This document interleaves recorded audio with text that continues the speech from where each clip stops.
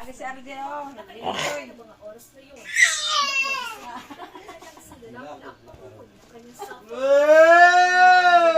At nabagi ang cellphone. Sakit siya ng suspect na napag-alamang ex-boyfriend pa rin. Para makatakbo ng babae at makasakay ng tricycle. Sumunod siya, Papa. Sumunod. Gusto ka ng gatas. Nagpapadala sa ospital. Hapit na to. Habang ang suspect na si Rogelio Olivia Hapit na Jr. to. nakatakas.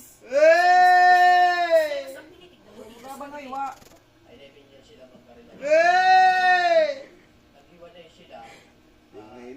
Hapit na. Kapit na muilak eh. Kasi siguro may ugali o pag-aaral sa daran, pwede namang selos. Patuloy ang track ng pulisya sa mga CCTV na makatuturo sa kinaroroonan ng suspect.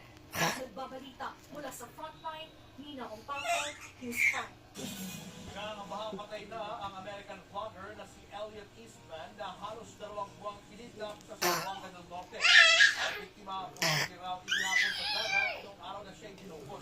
Nasa frontline na balikan niya, Ryan Respino. Halos 2 buwan na mula nang pumutok ang balita sa pagkita sa American vlogger na si Elliot Eastman sa Cebu Zamboanga del Norte.